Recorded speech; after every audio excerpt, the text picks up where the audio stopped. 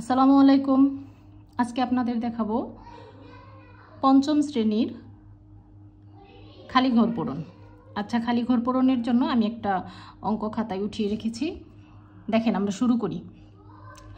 আচ্ছা, আমরা খালি ঘর পূরণের জন্য প্রথমে আমাদেরকে খালি ঘর পূরণের অঙ্কটা ভালোভাবে খেয়াল করতে হবে। এখানে দেখেন খালি ঘর 2, আবার নিচেও আছে গুণতে আছে খালি ঘর আর 2, আর নিচে গুণকের মধ্যে আছে খালি ঘর আবার 2।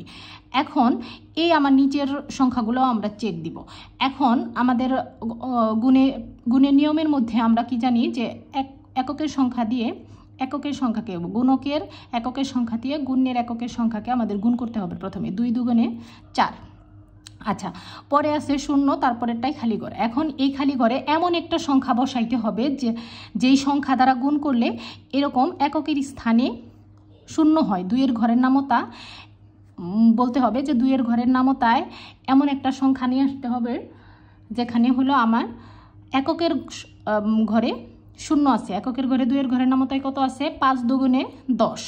তাহলে 10 5 দুগুণে কত হইল? 10। আচ্ছা, আমি এখানে 1 দিলাম, এখানে কত আসলো? 5। আবার এখন এখানে আমাকে কত বসাইতে হবে? এখানে বসানোর জন্য আমাকে চিন্তা করতে হবে 2 আছে উপরে আর এখানে আছে খালি ঘর। এখন এখানে আছে 5, আমার এখানে 4 আছে। তার মানে কি এমন একটা সংখ্যা বসাইতে হবে যাকে 5 দিয়ে গুণ করলে 4-এর ঘর পর্যন্ত যায়। মানে এই পাশে আছে 1, তার মানে কি 4-এর ঘর পর্যন্ত গেলে 5 একে 5, 5 দুগুণে 10, 5 8 40 অথবা 5 9 45, 8 অথবা 9। এখন কত নিব?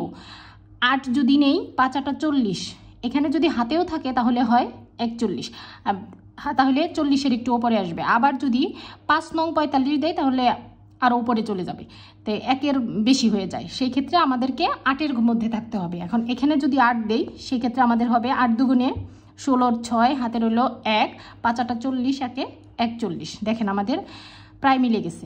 এখন 4 6 আর 0 6 2, এই তো এটাই হলো আমাদের খালি ঘর পূরণ। সবাই ভালো থাকবেন। আসসালামু আলাইকুম।